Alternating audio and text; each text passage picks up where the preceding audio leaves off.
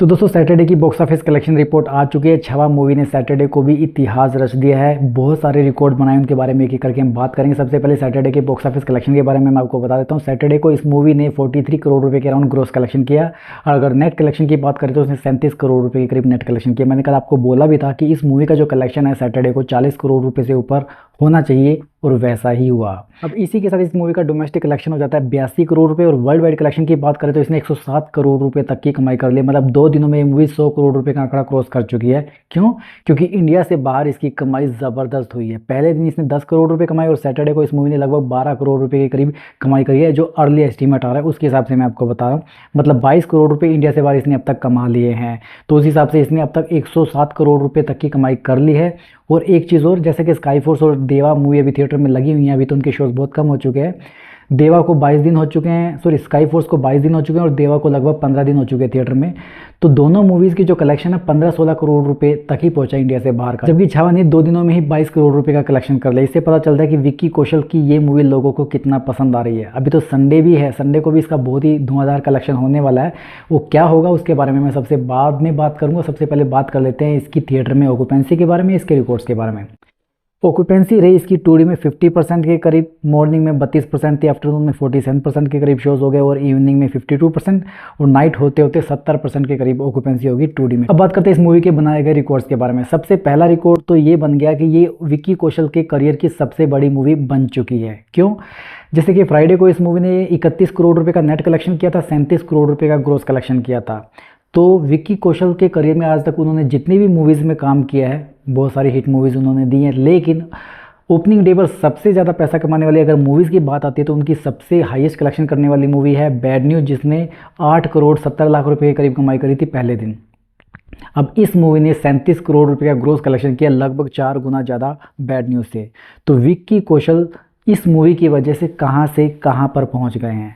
तो पहले दिन की कलेक्शन की ये बात होगी। अगर बात करूं मैं हाईएस्ट वीकेंड कलेक्शन की, तो हाईएस्ट वीकेंड कलेक्शन में भी उनका जो हाईएस्ट कलेक्शन है वो 35 करोड़ रुपए है, और इसके पहले दिन की ही कमाई 37 करोड़ रुपए थी। ग्रोस कलेक्शन के बारे में अगर मैं बात करूँ तो 2 दिनों में इसकी कमाई ऑलरेडी 70 करोड़ रुपए के करीब हो चुकी है नेट कलेक्शन की बात करें, और 82 करोड़ रुपए के करीब हो चुकी है ग्रोस कलेक्शन की बात करें। तो हाईएस्ट वीकेंड कलेक्शन के मामले में भी विक्की कौशल ने अपनी सारी पुरानी मूवीज़ को पछाड़ दिया है। वैसे 35 करोड़ रुपए किसने कमाए थे? पूरी द सर्जिकल स्ट्राइक ने 35 करोड़ रुपए के करीब कमाए थे। अब लाइफ टाइम कलेक्शन की बात करें तो इसकी बहुत सारी मूवीज़ के लाइफ टाइम कलेक्शन को ये सरपास कर चुकी है। जैसे कि बैड न्यूज़ भी एक सुपर हिट मूवी थी, उसका जो कलेक्शन था 66 करोड़ रुपये था भारत में, इसने उसके कलेक्शन को सरपास कर लिया है 2 दिनों में ही।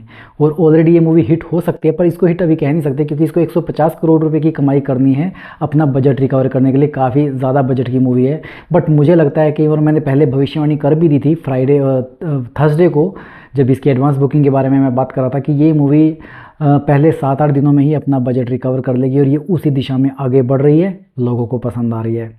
तो पिक्चराइजेशन मैडोक के बारे में मैं एक चीज़ बोलना चाहता हूँ। इसके जो प्रोड्यूसर्स हैं वो मैडोक वाले हैं, जिन्होंने स्त्री 1 स्त्री 2 बनाई थी, तो और भेड़िया भी उन्होंने ही बनाई थी। तो वो जो आजकल मूवीज़ बना रहे हैं ना, आजकल सबसे ज़्यादा जो हिट मूवीज़ की रेशो है वो मैडोक पिक्चर्स की है। तो मैडोक वाले जानते हैं कि पब्लिक को क्या पसंद है, और उस हिसाब से ही वो मूवीज़ बनाते हैं, इस हिसाब से वो पैसा लगाते हैं। वो हर चीज़ का, म्यूज़िक का, एक्शन का, सीक्वेंसेस का, हर चीज़ का बड़ा ध्यान रखते हैं। तो मुझे लगता है कि मैडोक इस चीज़ में आजकल बॉलीवुड में जो सबसे ज़्यादा जिस पर भरोसा किया जा सकता है कि इसकी मूवी बनेगी तो हिट ही होगी, वो है मैडोक आज की डेट में। अब बात करते हैं संडे के बॉक्स ऑफिस कलेक्शन के प्रेडिक्शंस के बारे में। जैसे कि फ्राइडे सैटरडे को कलेक्शन में थोड़ा सा जंप हुआ है, तो संडे को मुझे लगता है जंप एकदम से बढ़कर 50 करोड़ रुपए तक जा सकता है। मैं ग्रोस कलेक्शन की बात कर रहा हूँ। और अगर नेट कलेक्शन की बात करूँ तो मुझे लगता है वो भी 40 करोड़ रुपए से ऊपर जाना चाहिए। अभी थिएटर में इसकी ऑक्यूपेंसी 50% के करीब पहुंची, हालांकि मैंने कल प्रेडिक्ट किया था इसकी ऑक्यूपेंसी 55 से 60% के बीच में जानी चाहिए, बट उतनी नहीं गई, जिसकी पर उसका कलेक्शन तो चला गया, क्योंकि इसी सैटरडे के हिसाब से इसके शोज़ बढ़ा दिए गए थे उस वजह से। तो मुझे लगता है कि संडे को इसका जो कलेक्शन, इसकी ऑक्यूपेंसी है वो 55 से 60% के करीब तो जानी ही चाहिए। बाकी इस मूवी के लिए एक अच्छी बात यह कि इस मूवी के लिए थिएटर में कोई खास कंपटीशन है नहीं। 2 मूवीज़ अभी थिएटर में नहीं लगी हुई हैं, सनम तेरी कसम, सच वो तो पुरानी मूवी है, बट अच्छा कंपटीशन दे रही है, उसके कलेक्शन पे कोई भी असर नहीं पड़ा छावा मूवी के आने का। उसने फ्राइडे को भी लगभग 1.25 करोड़ के करीब कमाई करी थी, जहाँ पर स्काई फोर्स, देवा वगैरह का जो कलेक्शन था, हाँ बैड एस का तो कलेक्शन 2 लाख रुपए था, देवा का कलेक्शन था लगभग 20 लाख के करीब, और स्काई फोर्स का था 29 लाख के करीब। सभी मूवीज़ के कलेक्शन बिल्कुल बिखर चुके हैं, लेकिन सनम तेरी कसम का कलेक्शन अभी भी बॉक्स ऑफिस पर बहुत बढ़िया है। सैटरडे को भी इसने लगभग 1.5 करोड़ के करीब कमाई करी है, तो छावा मूवी की छवि का उसके ऊपर कोई असर नहीं पड़ा है। बात करें दूसरी मूवी की, तो वो है कैप्टन अमेरिका ब्रेव करके कुछ ऐसे नाम है, मैं नाम भूल गया।